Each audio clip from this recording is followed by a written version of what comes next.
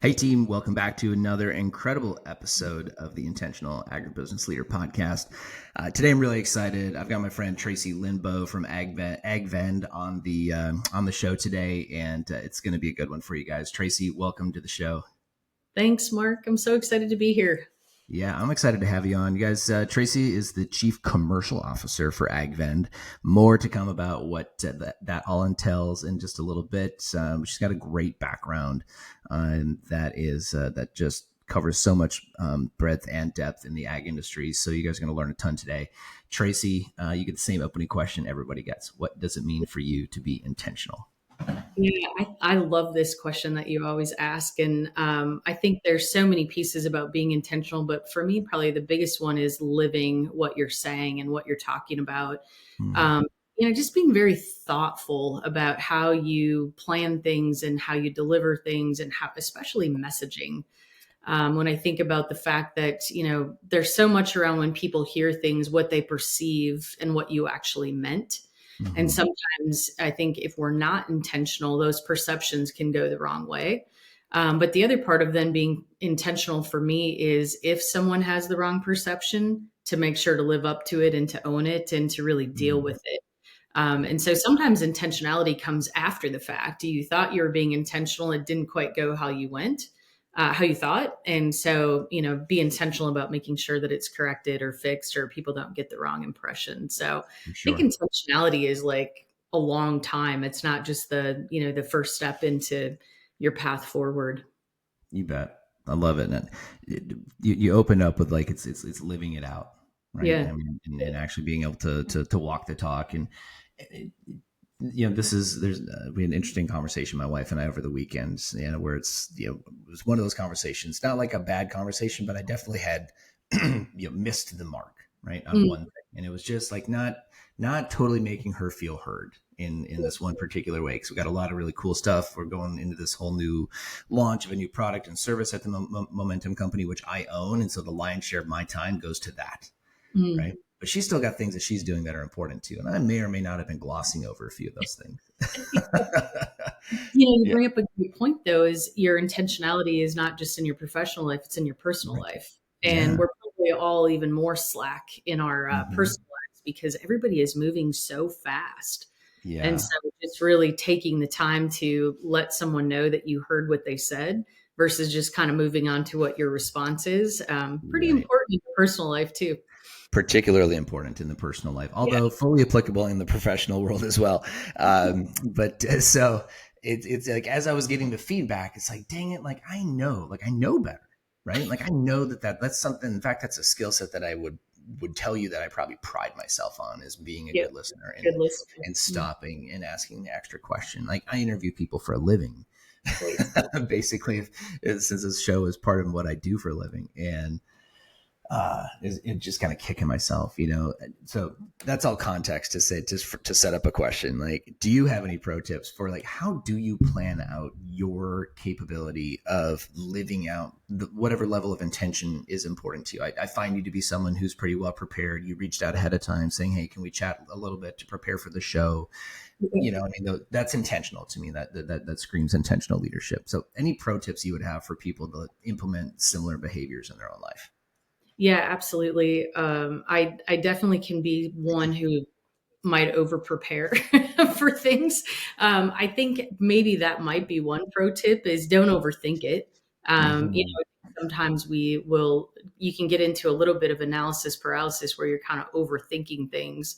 But when things are important, to take the time, like I literally block time on my calendar that says prep for whatever it is that I have coming up, Mm-hmm. because or else you end up going into almost winging things because you just run Mm-hmm. out of time, right? Somebody else fills that time slot that you have. So I think number one, don't overthink it, but give yourself enough time, block the time Mm-hmm. on your calendar so you are prepared for whatever that conversation is, or the sales pitch, or the conversation with, maybe someone that's important in your life. So Yeah. for me, that's been very important to block that time on my calendar to just kind of get my head in the right place before I go into something. Yeah. Beautiful. One of my coaches told me a long time ago. She said, "Show me your calendar, and I will show you your priorities." Oh, yes. Right. Yeah. And so and it often it does scream, but that's, this, we teach this in Thriving Leader now too. But it's like, hey, if I'm not seeing date night and family vacations and you know personal health appointments or gym appointment, taking yourself to the gym or meal prep or whatever, then obviously that's not as important as the podcast interview or the sales meeting. Or I'm thinking about the four things that are the four big blocks of time that are scheduled into my calendar today, which are two sales meetings and two podcasts and a team meeting. So there's five, right? Yeah. So those get those get the priority, and we're intentional about those. But then maybe we don't, do some of the other things. This is something I changed for this year. And I actually just went through this with one of my teams around my mornings. I block an hour and a half for myself. Mm. And I call it catch up. So people know if they really need something, there's a block of time there. But that catch up could be personal. Maybe it's at the gym. Maybe it's just taking time to sit and reflect on the day. Mm-hmm. Maybe it's just getting through Slack. It depends what it is that I have, but I give myself that hour and a half so that I'm not starting every day jumping right into a conference call or into a Zoom meeting. Right. And then the other thing I was figuring out is I was skipping lunch. So I Mm-hmm. had time open and we're on so many different time zones. So someone looks at the calendar, they block the time, and all of a sudden I'm like, I didn't eat today. And it's like 2 o'clock. So now I have a 30-minute block in there that I just call lunch. Yeah. And, just to at least like go get some fresh air or let the dog out or stand up and move away from my desk. Yeah. But 100%, I was just scheduling and maybe then get to all the other things. And so I get to the end of the day exhausted. I'm like, what did I do today? Oh, I was on a Yeah. Zoom all day long. So Mm-hmm. we're working on some development plans with our teams. And I asked Mm-hmm. the marketing team reports up to me, said, hey, go and look at your calendar and tell me where you're scheduling your time to give yourself creative time or to give yourself a moment to just step back and think about something. And I think 100% being intentional about your calendar is so important, or we just continually overschedule ourselves. Yeah. Yeah. A lot of times companies will come to us and say, hey, we need to do some time management training. Yeah. Or that's one thing that people will say, like, I need to manage my time better. Yeah. And my only pushback, I say this a lot on the show too, is it's like, I mean, if I don't think you need training on how to use your calendar. If you need help using Google Cal or Outlook, like go to YouTube, type in how to use Outlook. It's 10 minutes. Like you can get all the training you need. The Yeah. question I push back on people is like, why aren't you doing it already? Mm, Right? Like what has not convicted you at this point to want to live out your day in the most ideal fashion possible for you? yeah. Right. The, And I think that's what I would get people to, if you're listening to the show right now, you should just think about that. yeah. Right. And the answer is probably dumb like mine is I just haven't taken the time. I think about it. I probably Mm-hmm. have it on my to-do list and I just don't take the time. So you like Yeah. have to force yourself to be intentional to actually realize that this is important and I will be so much happier if I just slow down to speed up kind Correct. of thought Yeah. process. Just raise the standard. Like, hey, if I don't like feeling rushed, and that means I currently have a standard in my life that says it's okay to be rushed all the time. So let's just take a look at that. Let's isolate the problem, Yeah. right? Okay, the problem is I'm cool being rushed, and Right. that's why I'm always rushed. Well, what if I just say, okay, effective immediately? That's no longer Mm, okay. And now I'm going to be yeah. not rushed or 50% less rushed, or I'm going to operate from a place of relative peace throughout my day. So then now I'm solving for that Yeah. problem as opposed to running from behind all the time, which, by the way, been there, done that, still do that on some days. I don't always hit the standard, but that is the standard. Not feeling rushed. So, all right, Tracy, let's get into this. We could talk all day. We've already been talking a half hour before we got onto the interview today. We talked last week, and we're going to talk more in the future. But give us a little bit of background. Tell us about Tracy Linbo. What is it? Where'd you come from? What does it mean to be, chief commercial officer at AgVend now? I think people are probably even more curious to learn more about AgVend because I think what you guys are doing is cool. So take it away. Yeah, thank you. So I grew up in a very small town in southeast Minnesota on a little bitty hobby farm. We had chickens and a giant garden. And my parents were like, your job is to make sure that the weeds are out of that garden. And I hated it. And I was like, there has got to be a better way. So I didn't actually go to school in the beginning for agriculture. I went to a small private college to play volleyball. And my Two best friends in high school were dairy farmers. So I always kind of had this love for the farming side of it. But not until I got to college, the person who was in the room next to me was also a dairy farmer, and she was going to be transferring over to the University of Minnesota. And she's like, "Hey, have you ever thought about going to the U?" And I was like, not really. Ended up transferring with her and got a degree in applied economics and agronomy. And while I was there, figured out there are really good ways to control weeds without having to pull them. So that's when I got into industry, and have had a great career there. We had started a mentoring program at the U of M, and my first mentor ended up being my first boss with Sandoz Crop Protection and then BASF. So I was a sales rep in Southern Minnesota for 9 years, and then I went down to Raleigh and had 5 years down there in the corporate office at BASF in logistics and product marketing and key account management. Got to launch the plant health market in the United States, which was an absolute blast. And then I moved to Des Moines and worked for DuPont Pioneer at the time.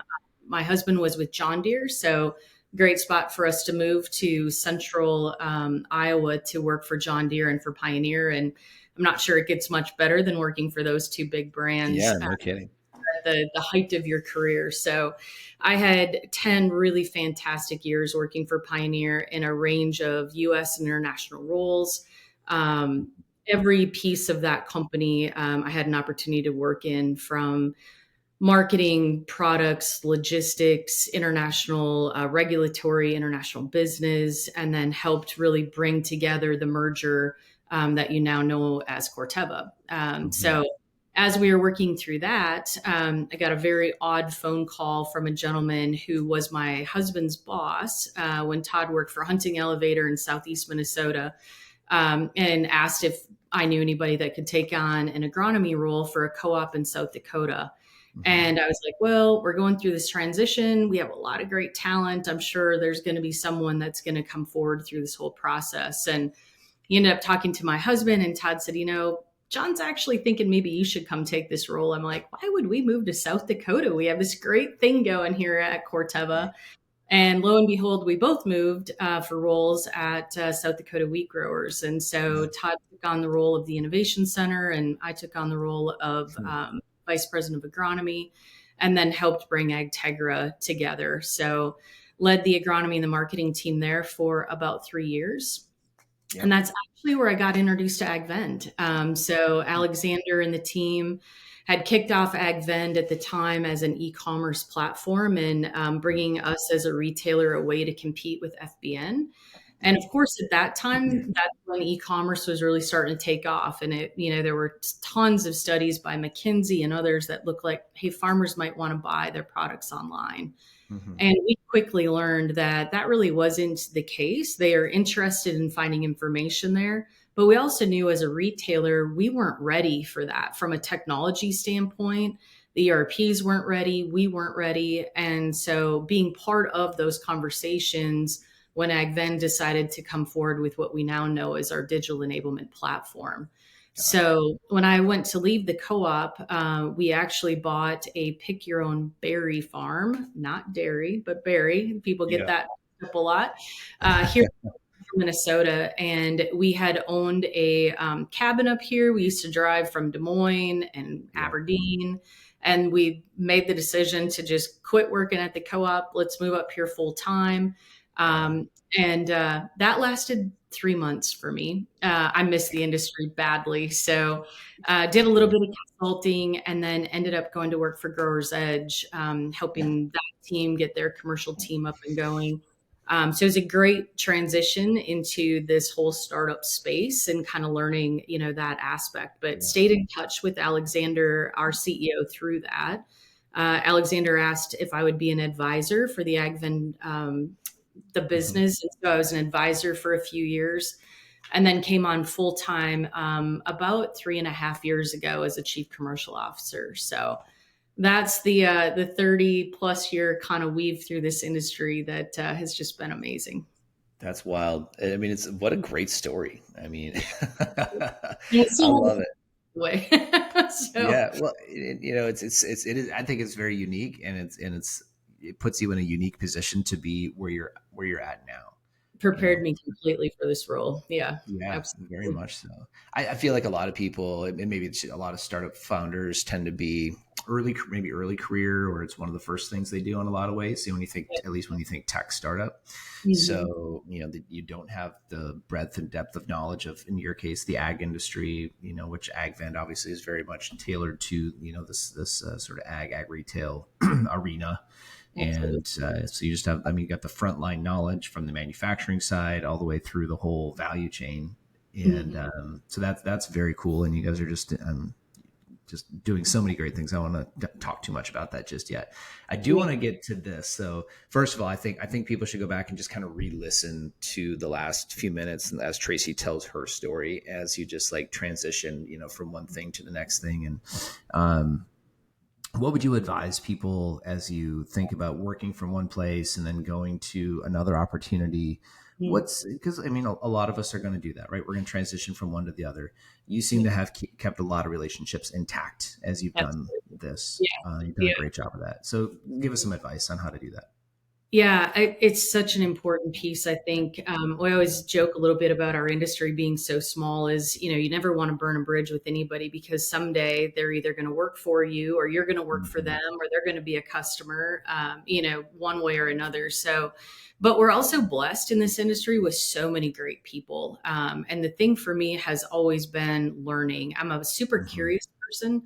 I will sometimes drive my husband crazy with the questions. He's like, "Why do you ask so many questions?" I'm like, "Well, that's how you learn and that's how you understand." And so Mm-hmm. I have a lot of resources that I love in the industry that I can just pick up the phone or drop a note and say, "Hey, I'm thinking about, what do you think about this?" And so not having to feel like you have to be the expert in everything, but you have a lot of really great people within your network that are experts and that you can tap into. Mm-hmm. Um, and part of that, I think, is the trust, right? Of building trust in this industry that people know that if they confide in you in something, that you're not going to use it in any way that will hurt them or that will, Mm-hmm. kind of put them in a bad situation, right? And so you're Yeah. using that information to help you get better and get stronger and bring good to the industry Mm-hmm. versus using it in a way that's just going to better you personally. So I think having that network of really knowledgeable people, being smart enough to know when you need to use them instead of trying to figure it out on your own, Mm-hmm. but ensuring that the trust is there, that they're willing to share that information with you, and vice versa. That you're showing up to these discussions, also helping them figure something out. It's not always a one-way street where you're just always taking information, but that you're like, hey, how can I help you, or what can I do to make sure that things are going better for you too? So Yeah. that's the part that I've always loved about our industry is that you can pick up the phone and have that conversation, as long as it's a two-way street. Yeah. I agree. I love it when there's a sort of a mutually beneficial component to the relationship, and by the way, like, not out of obligation. This is one thing I would love for especially young sellers and so forth to get. Like, our philosophy is one of the reasons we do this show. This is a completely unsponsored show. We make no money off this podcast. Mm. We may generate a relationship that turns into business, but we don't, like, I'm not out here pitching every guest or anything that comes on the show. That's not the nature. Our philosophy is this: if we put more value into the industry than we ask from it, then we never go hungry. That's exactly right. Right? We just 100%. there's like a an energetic equation Yeah. that exists, in the universe that works that way. Mhm. And I think there's somebody that you and I both mutually know that actually contributed a lot to my philosophy around that, and that's Mary Bichetti, who works for the University of Minnesota, who was kind Yeah. of a mentor of mine when I was in university, right? But she Mhm. recommended, there's a book behind me on the shelf back here called Never Eat Alone by Keith Ferrazzi. Yeah. And she had recommended that to me, I think, as I was just relatively fresh out of university. It was the book that gave me structure Mhm. around how to do what you just said. And so that's always my top book recommendation to anybody who manages relationships or has to have them as a success factor for their job. But Yeah. it's great advice, really Yeah. really good advice. So okay, we've already got a bit of a masterclass going on here. I want to talk just I do want to get into this a little bit because I think it's really interesting. It is sort of based off of our culture question, which but I want to take it more to the industry side of things. So as you think about you're with it technology-based company. We're trying to get people to adopt new technologies in an industry which sometimes has been a little bit of a laggard. Mm-hmm. Although interestingly enough, we're also a complete innovator. So when it Mm-hmm. comes to making things easier in terms of farming, we're way ahead of, we're very adopted. When it comes to like managing people or processes or systems on the back end, maybe we're a little slower Yeah.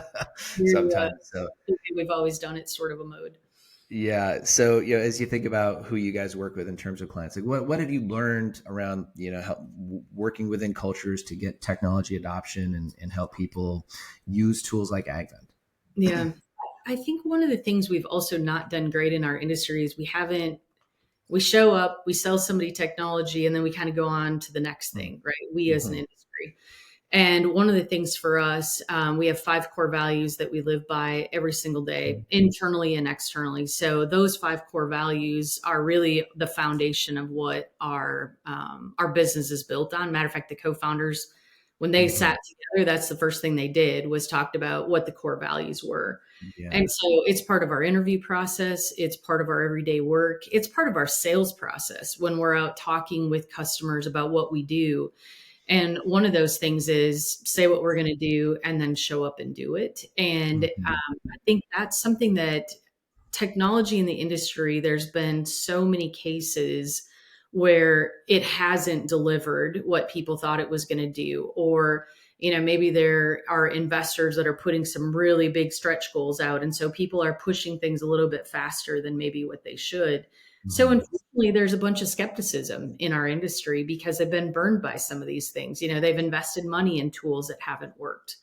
And so we've had to really kind of take time to make people realize that here's the ROI, here's what you're going to get out of these types of tools. And luckily for us, the proof is in the pudding. So we've got customers today, partners that we can have our prospects go and talk to and kind of learn about that. But Mm-hmm. I do think just this whole unfortunate history of things not working out the way they should. Yeah. The other second big thing at AgVend that's very different, we have a team that their job is once that contract is sold, it gets handed over to a group of people who literally sit down with the retailer and work out what are your KPIs? What are Mm-hmm. your objectives? What do you want to get out of this? What are you trying to deliver? Let's put some milestones in place and be sure that you have it. Yeah. So, first core value, say what you're going to do, show up and do it. Second one, challenge directly. Mm-hmm. So we challenge our partners to think about things differently and try to get out of your own way about what you've always done and how things have always been handled in Mm-hmm. the past, or maybe you've been burned by something in the past. So this challenge directly, do it in a professional, respectful way, but get people to step back and think about what could be instead of take old processes and cram them into new technology. Mm-hmm. I just think those are a couple of things that have gotten in the way of product adoption in the industry. Yeah, I 100% agree. I love what you guys are doing though. To like, so when somebody becomes a customer, now here's a process we walk them through to think through how to use it. Yes. And we've done that with our anytime somebody, if you have your 9 people in our coaching program, once a month you're going to have a conversation with one of our coaches, and or the coach that's working with those people, and that coach is going to then advise you Hmm. how to. In fact, we actually write the performance management questions for them, and we give Nice. them a worksheet, because it's just otherwise it's like, well, what do I? It's like a pre-call plan. Like, what do I go and talk to this person about? And you have to Right. think about what you're going to talk to them. So we literally just write the script, Make it easy. and it's we do, and it just like it removes friction, and that's for me at least, as I start to think of some of our, we have a lot of the same customers, and so I'm starting to see some of my customers use AgVend. Mm, Part of the idea is like we're removing friction yeah, from that process between the retailer and the end user. Right, absolutely. that's the idea, and we're creating better communication channels within that company. But when you're adopting a new technology, one of the things that creates friction is, well, so now I have a new thing, but I don't know how to use it. So now I got to go learn how to use it and figure out how to implement it. Yeah. And and then I got to go still be delivering, however many hundreds of thousands or millions of tons of fertilizer and all the other problems that we have to solve in retail. I think So, uh, I think you're right though. It's not just thinking about the friction between them and their customer. It's mhm, within their own teams, right? And yeah. how they can make themselves more efficient.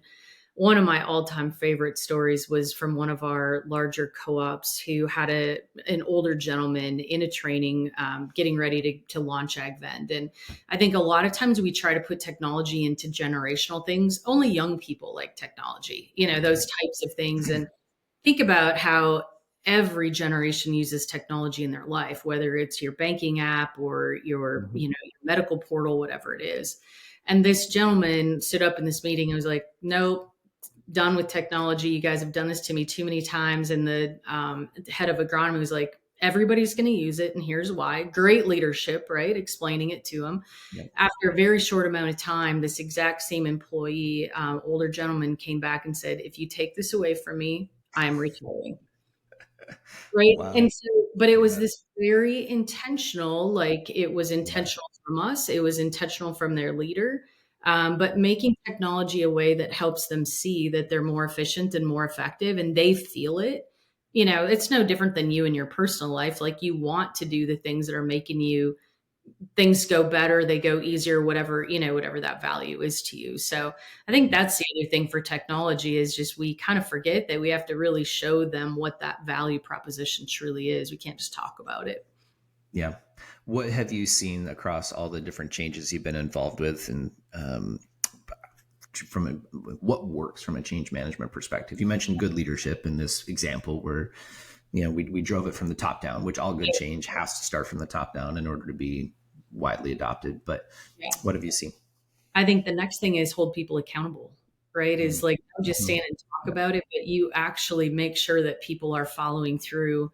And I don't think expecting people to do it on their own. A lot of times they're like, "Well, here, go do it. You're smart enough to figure this out." But kind of what you do within your business, right, is make it easy for them to understand Mm-hmm.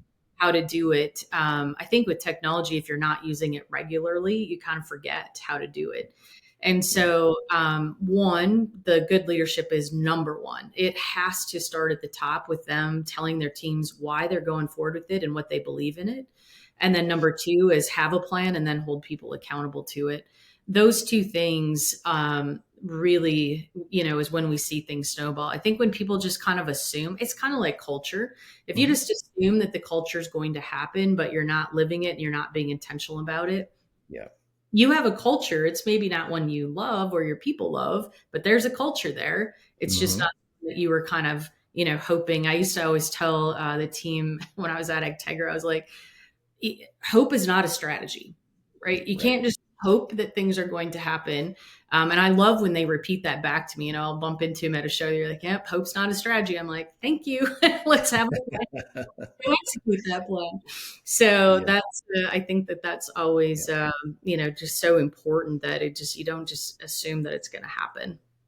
That's a part of intentional leadership. It's one of the reasons that intention is the lead adjective, I guess, on this show. Right? We could Absolutely. just have the agribusiness leadership podcast and talk ag leadership all day long, and why are you making this decision? But that's really the show is about getting to the heart of what's at the root Yeah, of the challenge. And so being intentional actually creates work. It actually means you need to schedule time in your calendar to be intentional and think absolutely. things through. And yeah, hope is not a strategy. You cannot hope culture. Well, you can hope culture into existence, but then you're going to have a very frustrating culture to work in because all your employees are going to be hoping that things work out, Yeah. and you as the leader are going to get ticked off when it doesn't. So Or they're going to go somewhere else, right? They're going to go yeah, work somewhere else. And in our industry, we can't really afford to have that kind of churn because we correct. haven't been intentional about making sure that employees have a great place to work. Yeah, I'll tell you this. I mean, people really they may say that they don't like structure. Like I would have told you Mm, most of my life, I really hate structure. Like that, the more freedom I can have to move about and make things up as I go, like the better. yeah. And what I find now as I mature, the more I give myself structure and discipline Yeah. and sort of guardrails to work within, the better I get Mhm. at the things that I'm working on Yeah. all the time. I think most teachers you talk to about that, right? Is kids when they take their Mhm. summer break and then they come back, like it takes a little bit once they get them into structure. It's like everything in life, a balance. Like you need the Yeah. structure, but you need space for creativity too. And part of your Yeah. structure is give yourself space for the creativity. So I do Yeah. think most people do operate a little better under structure than they realize. 100%. And one of the challenges that leaders often will cite, especially in ag these days, is we're afraid to hold people accountable because we feel if we do so, then we may make them upset, tick them off, and then they leave. So Yeah. we're sort of at the mercy then of the team member, and now they're dictating the policy as opposed to the leadership dictating the policy, and that's not a healthy recipe for anybody. Honestly, this is where we are very intentional through our Mm-hmm. interview process. So Mm-hmm. where we look is how is that person going to fit into our culture, Yeah. and, and we make sure that the right people are in that interview process. But if we hire someone and after a very short amount of time, you can tell, right, if someone's going to fit into your culture or not. Mm-hmm. If it is looking like they're not going to, and we make a very quick decision to say, you know what, this is probably not good for either one of us, and we need to Mm-hmm. part ways. Because that person can quickly unwind a culture that you've spent years building.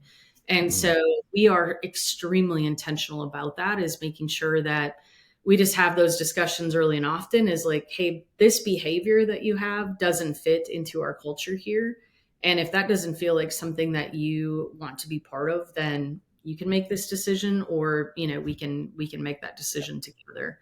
I Yeah. think that is so important because I've been in those environments where we just let that person, like, oh man, that's the best salesperson we've ever had. We cannot, we got Mm-hmm. to figure out how to work with them, right? It Yeah. always turns into a toxic situation somehow, and they start bringing other people along with them, and then you get this little snowball effect. So I love that piece about AgVend around making sure that the team, we're all going in the same direction. We talk a lot about, in Mm-hmm. startup young life, there's all this whitewater that happens, and as you're growing and as you're building, and the ambiguity, and making sure that people understand how you navigate through that is pretty important. And the culture has to be spot on for you to be able to navigate it together.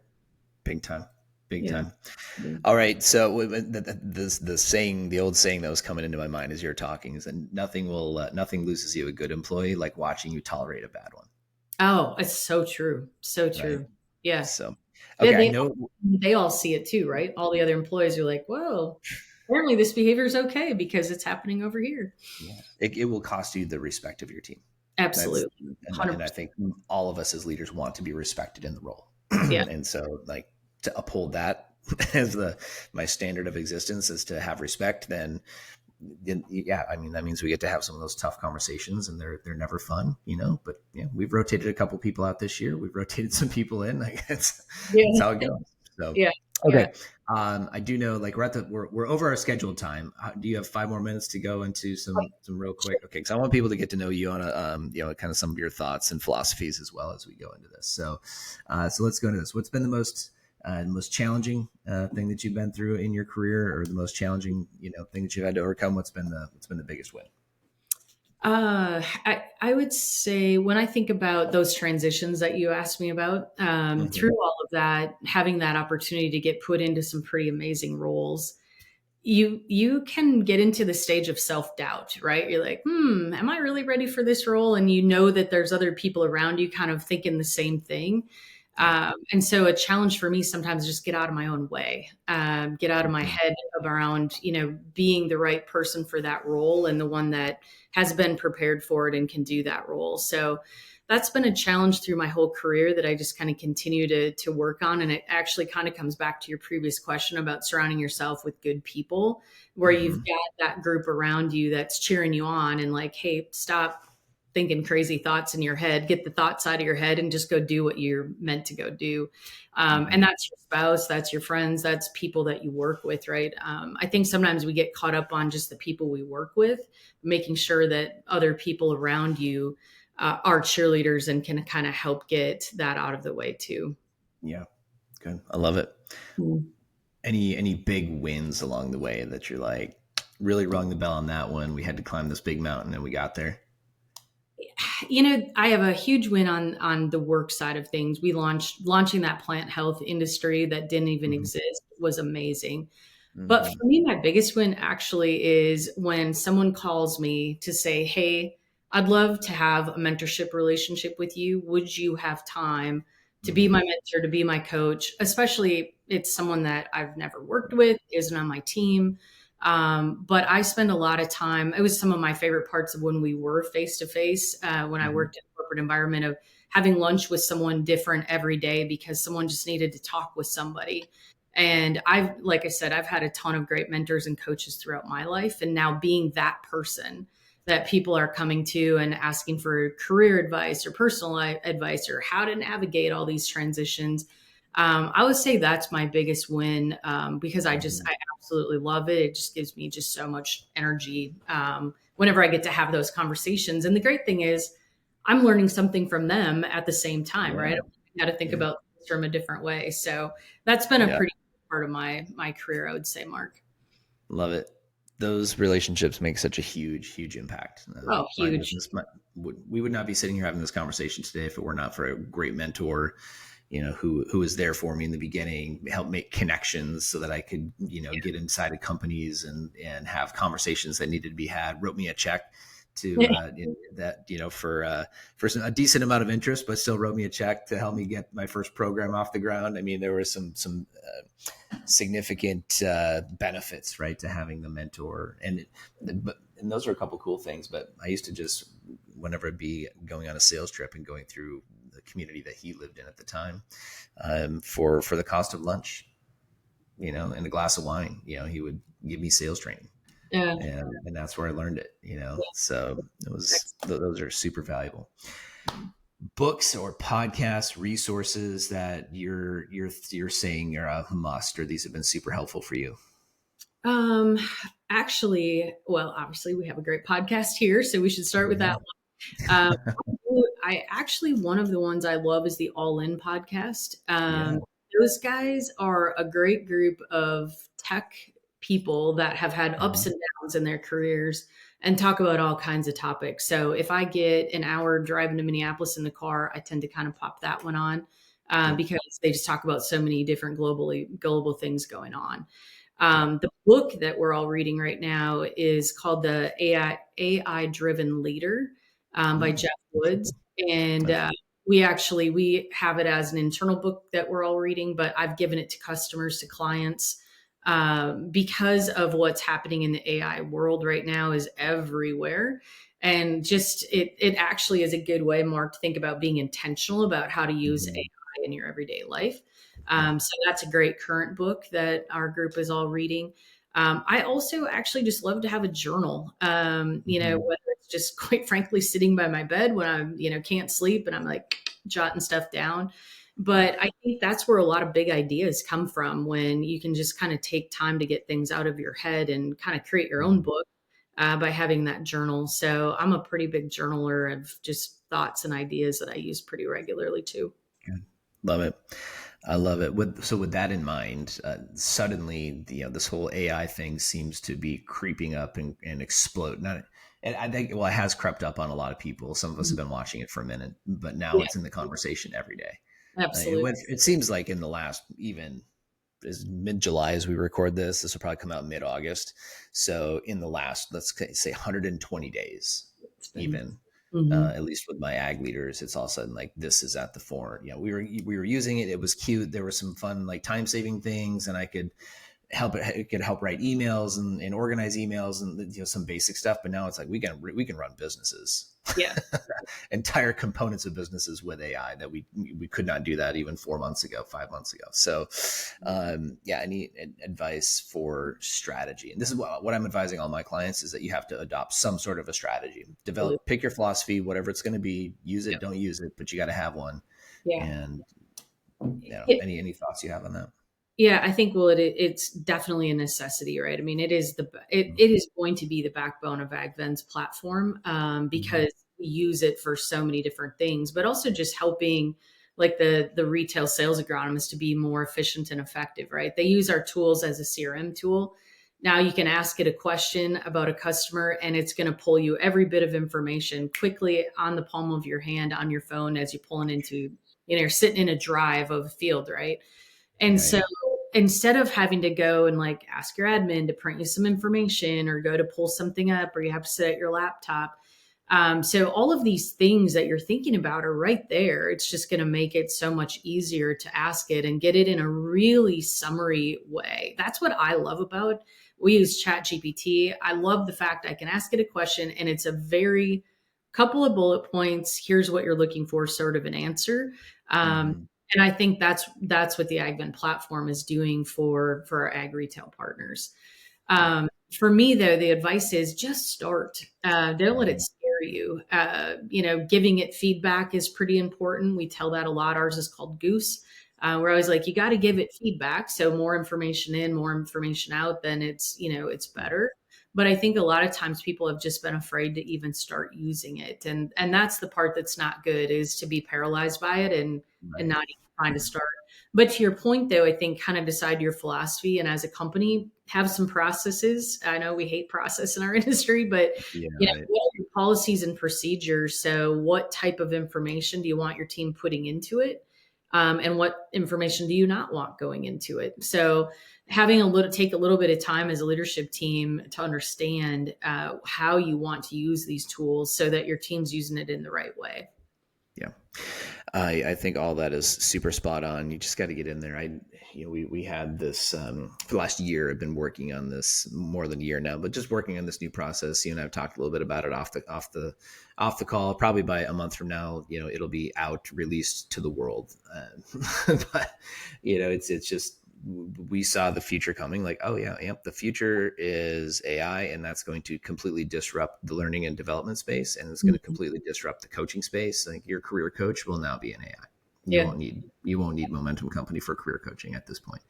And not that you won't, like, you'll still want the human experience, and we're taking action on our side, by the way, to double down on the human experience, Mhm. right? So as Yeah. an example, my wife and I went and got certified to sail catamarans in the Caribbean, and we will now take executives once a year on a high end executive coaching for a week at Mm. sea, right? Interesting. Yeah. Because people are going to want more in person experiences. That's where we're going. People are sick of being on Zoom. They're sick of there's 100%. only so much love that comes from working with a tech. Yeah. Yeah. Some people are going to take that to an extreme on the other side, but we believe, human experience. We're going to buy a ranch or, a farm in Western North Carolina in the next 24 months. And we're going to, curate amazing experiences for people to come out there. That's part of our strategy.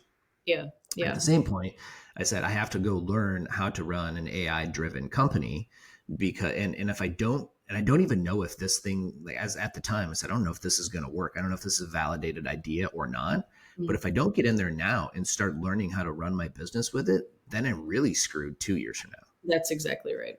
Yeah. Right. So I have to get my hands dirty with it. Yeah. And that's the approach he could have took, right? Is like, oh, the sky is falling and I'm not going to exist. Or how do I use AI to make sure I Mhm. exist, just in a different way? Yeah. I mentioned at the beginning, we bought this dairy farm up here, and it's called Double T Acres. Todd and Tracy, super creative, right?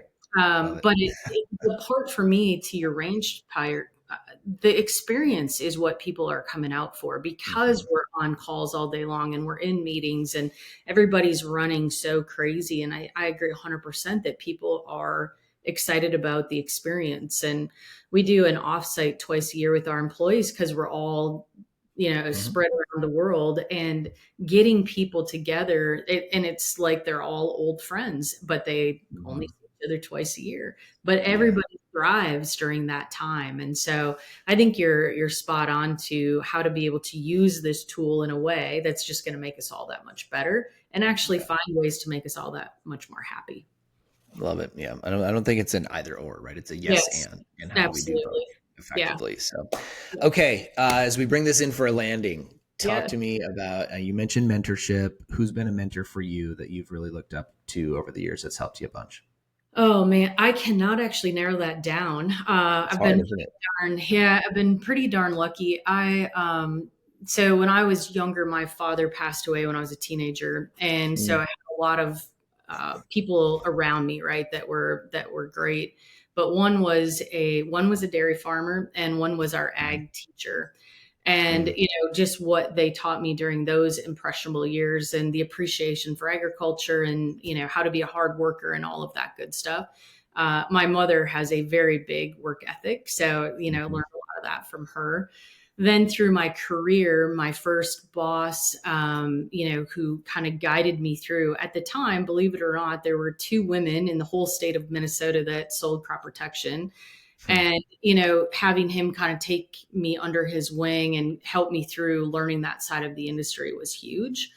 But then I think about it generally, and it's really like people who have had courage and passion and conviction about the industry and thought about how we can do things differently and how we can really challenge the status quo. I think Yeah. all of those type of people are the ones that I tend to gravitate to and that have really had huge impact on me over this career, Yeah. over this time.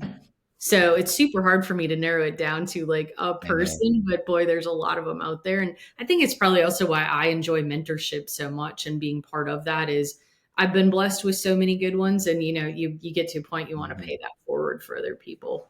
Yeah. Who was your ag teacher It in was Tom Southfield? Anderson in Plainview. Yeah. Yeah. Yeah. Yeah. Awesome. Yeah. So good. There's so many good ones. I think about all the different ag teachers, Mr. Eulenkamp and Mr. Funk and so forth, that just really, formed who I became through Yeah. FFA, Yeah. and Oh yeah.